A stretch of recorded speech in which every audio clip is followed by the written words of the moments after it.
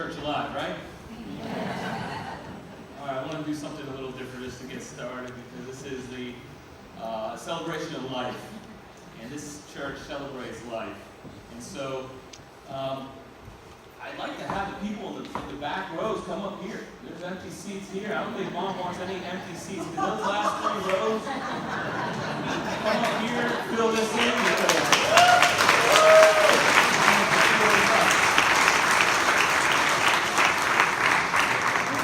Come on up.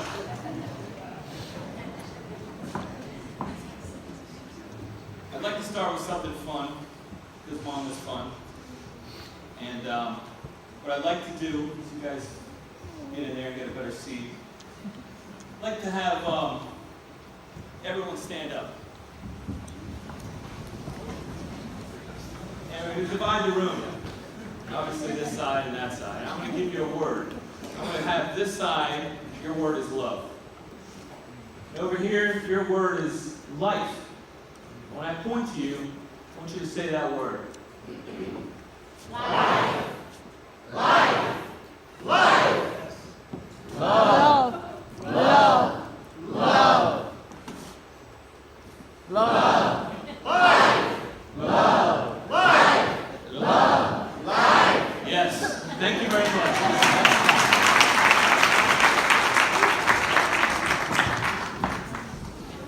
That's Mom. She loved life.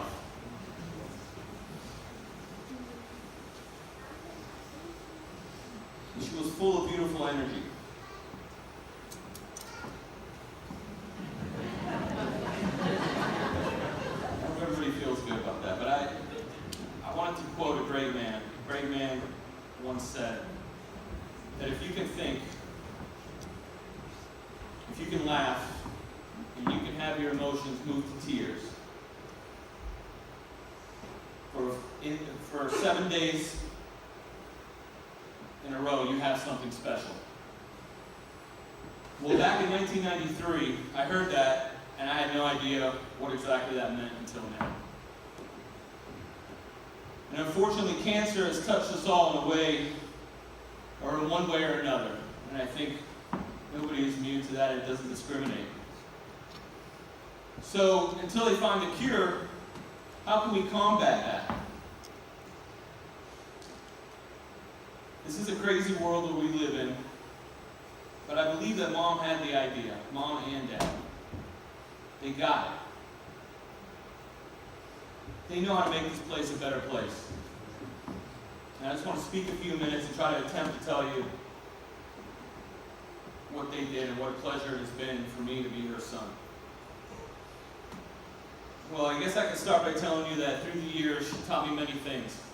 And it's obviously she taught me how to care and love the world, but mostly to respect people and truly care for them in various ways.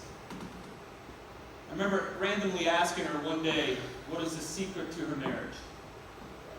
And she said to me without hesitation, is that we never called each other names. Not to our face, in anger, not behind our back to friends. I thought about that for a long time, and it came out, for me to realize that, you're not putting labels on people.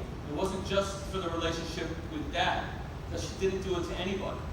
She did not discriminate. She did not label anybody, so that there's a pathway to a friendship, to peace.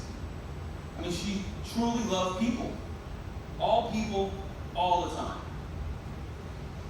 She loved to listen to them and build relationships.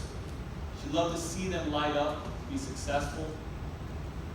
She never wanted presents. She just wanted your presence.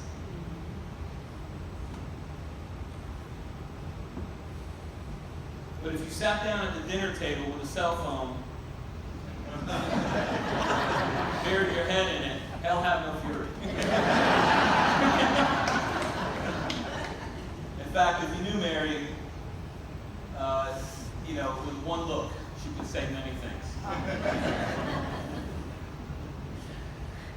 So we know that she was bold. We know that she was especially kind. We know that she was brave, even to her last breath. But I want everybody to know what I admire the most about my mom. And that is that she was fair. She was fair. Her adoration for friends, family, her prayer groups, the sick, the weak, the hungry, and the poor goes without measure. She treated everyone as equals and spoke to everyone as equals. With just a smile, she could fill your heart, and she let you know that she loved you. In fact, can I ask you, if Mary made you feel special, please clap right now.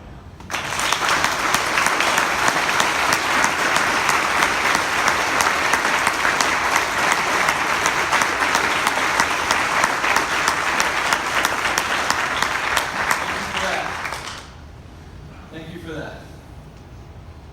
It was her empathetic nature that made her a great communicator, and it was because she was a patient listener that made her a wonderful person to be around. This lady listened to you. She was not thinking about what she was going to say next. She truly wanted to hear your words and your thoughts. She lived a loving and charmed life. My amazing father, Carlos, sisters, Maria and Angeles, brother-in-law, Matt, my wife, Viviana, her grandsons, Asher, Spencer, Shane, and John, and of course, her unending love for her granddaughter, Alina, and best friend and sister, my Aunt Carmen. And of course, her unending love for, I just said that, sorry. We will miss her, so she can live in all of us. And in a minute, I'm going to tell you why. As I speak to you right now, she's being fitted for the softest, most beautiful angel wings in heaven. And where I am sure that she entered and rushed the neck of Jesus just to hug until it hurt. I now ask you to do something for her, and that is that every chance you get, starting today and the rest of your lives, is to pay someone an unexpected compliment. Could be a stranger, could be somebody close. Simply to selflessly make them feel good. Because it didn't matter. If you had one tooth in your mouth, she would say you have a beautiful smile. And that point is very clear. Spread kindness and make this world a better place, this sometimes unfair world, and start making it better and better little by little. So don't forget Mary, and show kindness every chance you get. And now that Mom has passed, I ask that we all turn our attention and time to surround Dad with prayers and love and friendship as Mom would have wanted and asked of us all. Finally, Vivian and I's prayer for our soon-to-be daughter, Amelia Mary Vargas, due in early June, will be to raise her with Mom's life's lessons in a world that is hopefully a little kinder and a lot more loving because of this moment. And I leave you now with the day after Mom's passing with an appropriate daily Bible verse that was for this past Sunday, day after she passed, which was 2 Timothy 4:7, where Paul says, I have fought the good fight. I have finished the race. I have kept the race. I have kept the faith.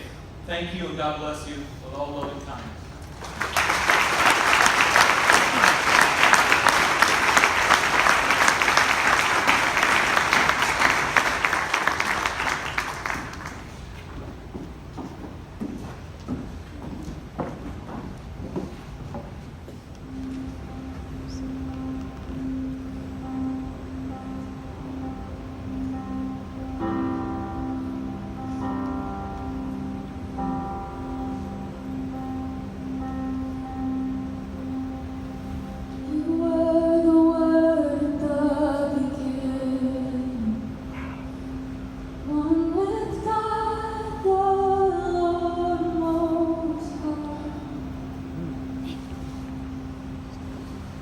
Hidden glory in creation, now revealing you are Christ.